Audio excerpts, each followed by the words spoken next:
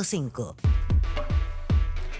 Bueno, y a esta hora en Pauta de Análisis vamos a hablar de la macrozona sur. Ayer se renovó una vez más. Así Yo es. perdí la cuenta de cuántas veces se ha renovado el estado de excepción Desde que el de emergencia. gobierno llegó, Estuvo un periodo, acuérdate que chiquitito, llegó el gobierno y se anuló en ese momento, se había terminado, no se renovó lo que venía desde el gobierno de Sebastián Piñera, porque Sebastián Piñera lo renovó al final de su gobierno, como lo dejó como ya renovado, Sí. y apenas se terminaba ese periodo, no se renovó, pero alcanzó a estar, yo diría, un par de meses, cuando nuevamente, después de la visita de Isquiasiches y todo eso que ha pasado, se renovó, y de ahí en adelante nunca más se ha parado de renovar durante estos 2 años de gobierno. Y a veces, con lo que está pasando en la zona central, también en el norte, con el crimen organizado, los homicidios, se nos olvida un poco lo que está pasando en la macrozona sur de nuestro país,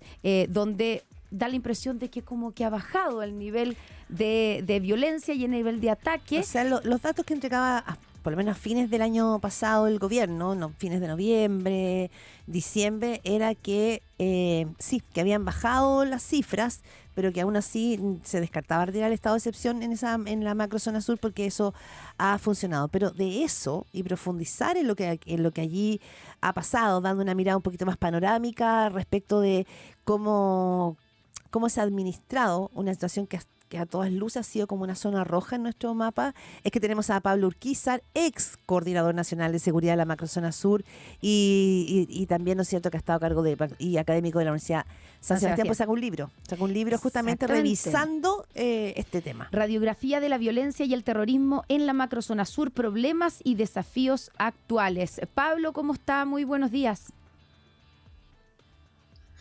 Constance, Claudia, muy buenos días y muy buenos días también a todos los que nos están escuchando. ¿Cómo le va? Buenos días.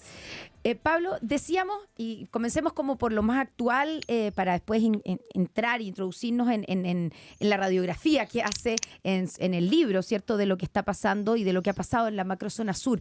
Pero las últimas informaciones como duras, digamos, entregadas por parte de las autoridades, es que han bajado los ataques y la violencia en general en la macrozona sur. Eso se condice con el panorama y con el diagnóstico y la evaluación que tiene usted sobre lo que está pasando en la macrozona sur. Sí, absolutamente. Uno puede hacer un análisis de, por ejemplo, el gobierno del presidente Boric en 2 aspectos, ¿cierto? Uno es el año 2022 y otro año es el año 2023. El año 2022, lamentablemente, un año no positivo desde la perspectiva de la macrozona sur, porque efectivamente el gobierno inicia con actitudes que son poco claras, como por ejemplo no renovar el estado de emergencia en la macrozona sur o denominar presos políticos, ¿cierto?, a quienes están hoy día detenidos por graves delitos, ¿cierto? Había una inacción completa del gobierno, no se querellaban. Recordemos el primer atentado que se materializa en el gobierno del presidente Boric es contra la ministra del Interior, en Temocuycuy, y no se querella, ¿cierto? Entonces hubo una serie de hechos que eran confusos. De hecho, el retraso o la no renovación del estado de emergencia, que fue por 50 días durante este gobierno, aumentó los hechos de violencia en un 53%. Y eso, obviamente, esa realidad obligó al gobierno a volver con el estado de emergencia, que hasta hoy existe con 41 prórrogas. Y eso ha traído consecuencias positivas, ¿cierto? ¿Cuáles son las consecuencias positivas? Que se han reducido objetivamente los hechos de violencia, que han habido más detenidos, y también hay una línea de acción del gobierno bastante clara, y no solo el gobierno, sino también del Estado, es decir, del poder legislativo, el poder judicial, y esa unidad de acción del Estado, porque es un problema de Estado, no es un problema del gobierno de turno, es extremadamente necesaria, y eso el año 2023 al menos sí se ha visto desde el punto de vista de los resultados positivos. O sea, un cambio respecto de no solo de la mirada de lo que pasa en la macrozona sur, sino que también de la estrategia. En este sentido, uno podría hacer un punto bien de distancia entre lo que fue la gestión de Isquiasiches muy al comienzo, ¿no?, con este episodio de Temocuycuy que usted recuerda, y la manera en que la actual ministra Carolina Toá lo ha tomado. Hay aquí, usted dice que, ¿no es cierto?, un cambio de giro estratégico. Completamente. Yo diría que hay un cambio del gobierno en su conjunto, ¿cierto? Un gobierno que en la macrozona sur hoy día está haciendo, a mi juicio, ¿cierto?, las cosas correctas. Hoy día vemos, por ejemplo, una nota en el Mercurio en donde señala cuáles son las prioridades para marzo de la ministra Toá y habla de la ley de infraestructuras críticas, inteligencia, Ministerio de Seguridad y ley antiterrorista. Me parece absolutamente coincidente con lo que se requiere, ¿cierto?, desde la perspectiva de la crisis de seguridad que se está viviendo. Ahora, en su libro, en el libro que ha publicado, ¿cierto? Sí. Que es una radiografía literalmente de lo que ha pasado, porque no es lo que ha pasado solamente el 2023, sino que es una evaluación de los últimos años y de lo que ocurre ahí en la macrozona sur. Usted plantea que hay que está mal hecho el diagnóstico, como país hemos hecho mal el diagnóstico de lo que ocurre dentro de la macrozona sur, que muchas veces se lo trata como si fuera delincuencia, que a veces se trata y se habla de terrorismo con cierta timidez, pero que lo que ahí hay es insurgencia. Y eso significa, y eso lo que usted plantea, que con un diagnóstico errado es muy difícil que realmente se ataquen las reales causas de la violencia. Si nos puede explicar la diferencia, ¿qué significa que haya insurgencia? ¿Qué diferencia grupos insurgentes, que es lo que usted plantea, de terroristas o delincuentes? Básicamente yo planteo lo que se refiere al diagnóstico, ¿cierto? Un diagnóstico completamente errado porque durante mucho tiempo y distintos gobiernos de distintos sectores políticos, ¿cierto?, lo que han señalado es que existe un conflicto entre el Estado de Chile y el pueblo mapuche y que es ese conflicto lo que produce la violencia. Y no la verdad es que no es así. La verdad es que si uno está en Quidico, en Tirúa, en Coyipulli, ¿cierto?, en Angol, en Lumaco, ¿cierto?, se da cuenta que familias mapuche y no mapuche conviven tranquilamente. De hecho, ¿quiénes son las víctimas, ¿cierto?, de la crisis de seguridad? Las víctimas son familias mapuche y no mapuche independientes, ¿cierto?, su origen étnico o su color político. De hecho, el año 2022, solo el año 2022 es el año con más asesinatos, ¿cierto?, en la macrozona sur, y de hecho la mitad corresponde a familias mapuches, y por lo tanto, desde esa perspectiva, personas mapuches, desde esa perspectiva, evidentemente, lo que se ha hecho durante mucho tiempo como un conflicto entre el Estado de Chile y el pueblo mapuche, lo único que hace es criminalizar al pueblo mapuche. El pueblo mapuche es un pueblo honesto, pacífico, trabajador, que quiere lo mejor desde la perspectiva de su desarrollo económico, social y cultural. Pero otra cosa es el terrorismo, y el terrorismo no distingue origen étnico ni color político. ¿Y cuál es la esencia del terrorismo? La esencia del terrorismo son actos delictuales que se realizan con fines políticos y que son reivindicados para generar temor y terror en la población, ¿cierto? Eso es lo que define hoy día Naciones Unidas, ¿cierto?, como terrorismo, y son ese tipo de actos precisamente los que se dan y se materializan en la macrozona sur. Si uno analiza solo las cifras, ¿cierto?, entre el año 2014 y el año 2022 son 7.067 hechos de violencia. 159% entre el 2014 y el 2022 han aumentado los hechos de violencia. 1.192 personas lesionadas, 47 personas asesinadas, ¿cierto?, 3.907 bienes destruidos. Y los bienes que son destruidos no solo son camiones, ¿cierto?, furgones o también maquinaria, sino también iglesias, escuelas rurales, ¿cierto?, que son muy vulnerables, donde la gran mayoría de las personas que asisten a esa iglesia, a esa escuela, ¿cierto?, son familias mapuche. Por lo tanto, desde esa perspectiva, lo peor que se puede seguir profundizando es el diagnóstico equivocado, porque cuando hay un diagnóstico equivocado, las soluciones también son equivocadas. Hubo un minuto, Pablo Urquiza, usted fue ex coordinador nacional de seguridad de la macrozona sur, hubo un minuto en que sabíamos, ¿no es cierto?, de que eran 13 las organizaciones terroristas que funcionaban en la zona, pero además de eso veíamos escenas que en Chile eran extrañas, uno lo podía ver quizás en otros países, ¿no?, en Perú, en México en su minuto, de ellos encapuchados con sus armas, en algún minuto cautelando, ¿no es cierto?, el féretro de uno de los suyos, o advertencias que daban, ¿no es cierto?, con ellos todos armados. Hay hoy día, tenemos también una radiografía de quiénes son los grupos que están operando en la macrozona sur, cuántos de ellos tienen reivindicaciones que son políticas, sociológicas, porque hay en curso también, ¿no es cierto?, una mesa de trabajo de reposición de tierra, y cuántos están actuando, digamos, de una manera más bien delincuencial. ¿Está claro el mapa de los grupos que actúan allí? Sí, mire, el libro precisamente lo que hace por primera vez es profundizar académicamente, ¿cierto?, sobre lo que existe hoy día en la macrozona sur desde la perspectiva de las orgánicas radicalizadas y terroristas que están vigentes hoy día, que son básicamente 10, ¿cierto?, donde la cabecilla, ¿cierto?, de todas esas orgánicas es la coordinadora Arauco Mayeco, en donde un informe del Ministerio de Seguridad argentino precisamente lo que señala es que la coordinadora Arauco Mayeco es la madre de todas las orgánicas radicalizadas y terroristas que hoy día están presentes, y obviamente quien es su líder es Héctor Yaitul. Y en ese sentido, ¿cuáles son los móviles que tienen hoy día las orgánicas? ¿Cierto? Que son 10. Son básicamente dos. Uno, un móvil político, ¿cierto? Y el móvil político es muy claro, es un móvil básicamente separatista, ¿cierto? Pocos se acuerdan que el año ya 2009 la coordinadora Arauco Mayeco le declaró la guerra al Estado de Chile públicamente, ¿cierto? A través de los panfletos y a través de sus comunicados públicos que hacen periódicamente.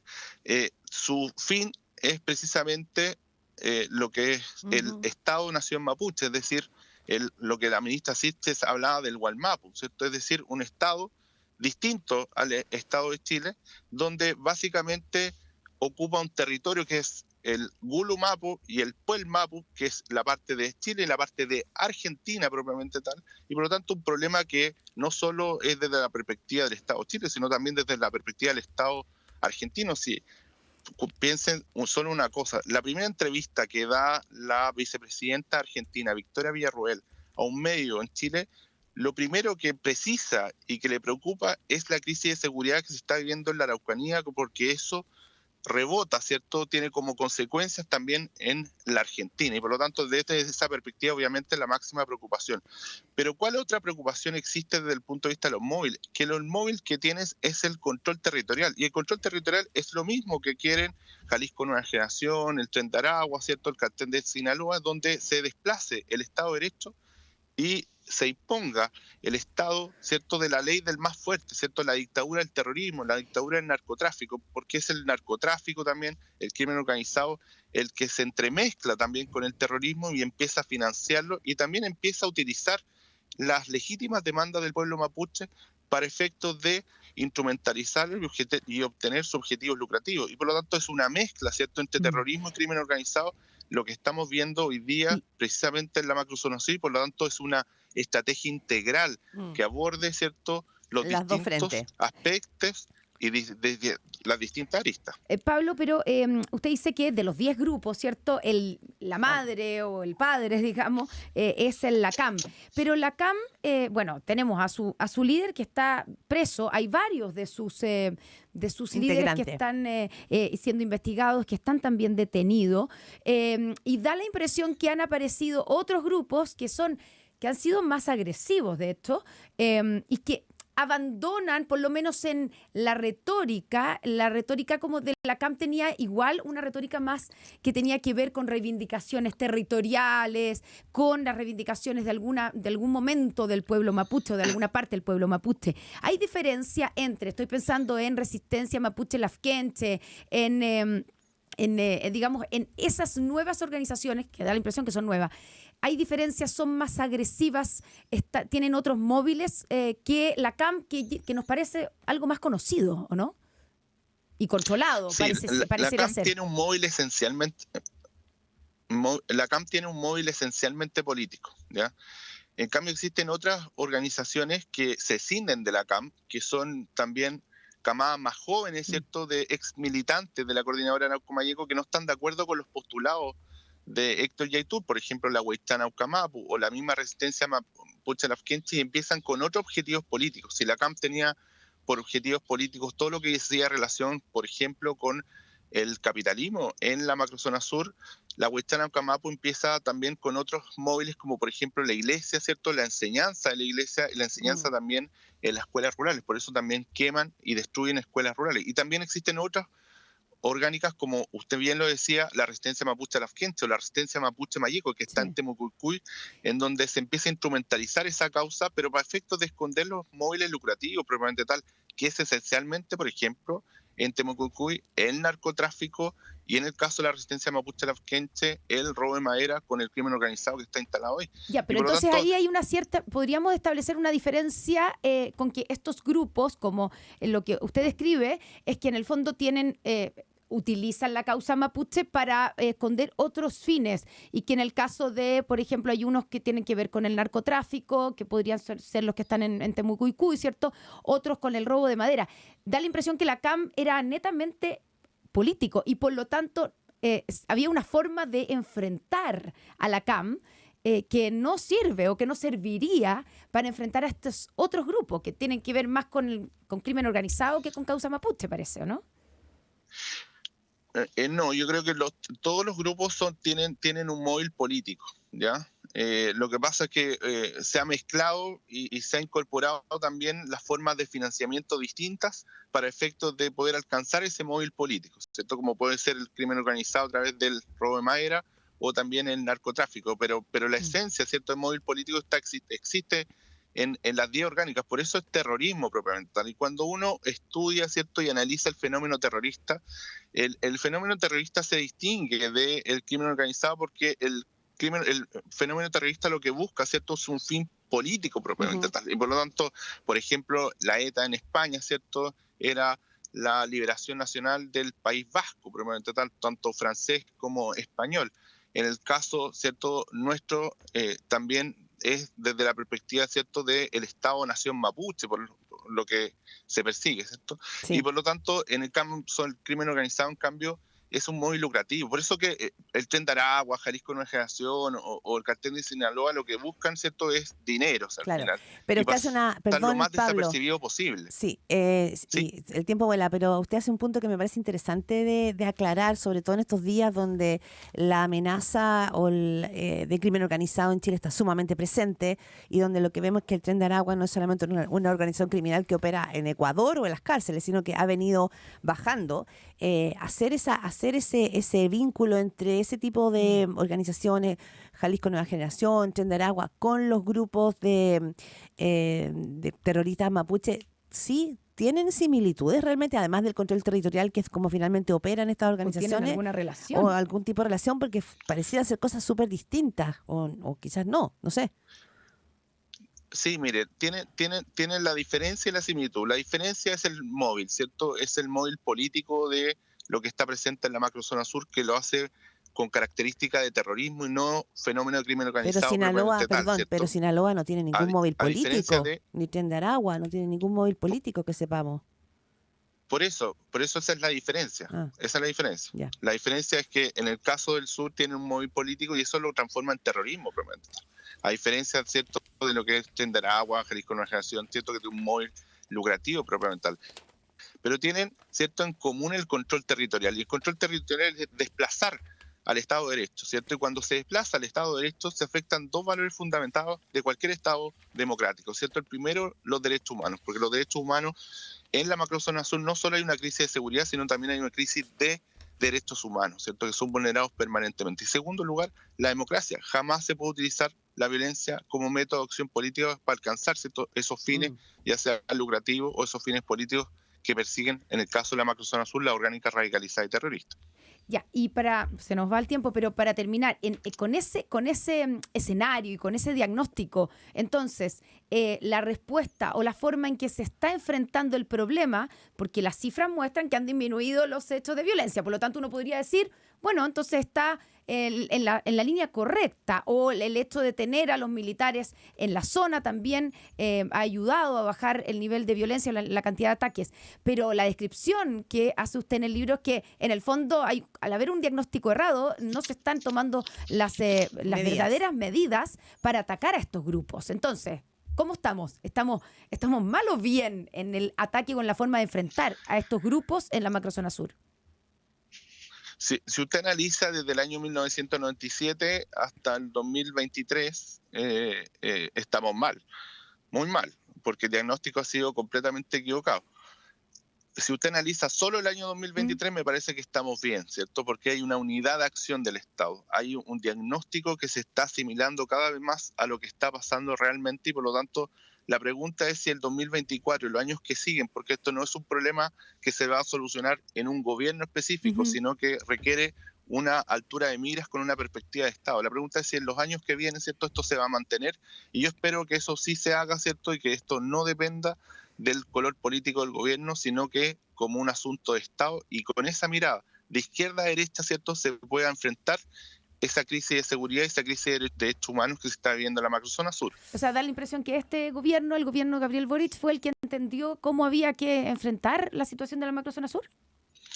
No, Constanza ni Claudia, no es un problema del gobierno solamente, un problema de Estado. Sí, ¿ya? pero bueno, pero el el Estado está en manos Alguien lo de... gestiona. Alguien lo gestiona y en este minuto lo está gestionando el gobierno de Gabriel Boric, por eso le pregunto. Yo creo que es el Estado el que hoy día está con una unidad de acción cada vez más clara, ¿cierto? Y esa unidad de acción, la pregunta es si esto se va a hacer permanente o va a ser simplemente temporal por 1 año o 2 años, ¿cierto? Esa es la pregunta, ¿cierto?, que uno tiene que hacerse y poder establecer las estructuras para que esto sí sea permanente. Pero sí existen problemas. Por ejemplo, cuando la directora del Instituto Nacional de Derechos Humanos, de la nada, ¿cierto?, Los invita a dialogar. Y llama a dialogar con la coordinadora Arauco Mallejo, cuando todos los presos que están hoy día en la macrozona sur, la gran mayoría son precisamente de esa orgánica radicalizada de terroristas. Sí, ahora ella, convengamos, solo para hacer el punto, Pablo Urquiza, ella, la directora del INDH, no tuvo guiño ni recepción de nadie, digamos. Todo el mundo salió a decir que no se delocaba. Pero el tiempo voló. Pablo Urquiza, ex coordinador nacional de seguridad de la macrozona sur. Muchísimas gracias por conversar aquí con nosotras en Pauta de Análisis. Muchísimas gracias, Constanza y Claudia, que esté muy bien. Usted también. Gracias, Pablo. Buenos días.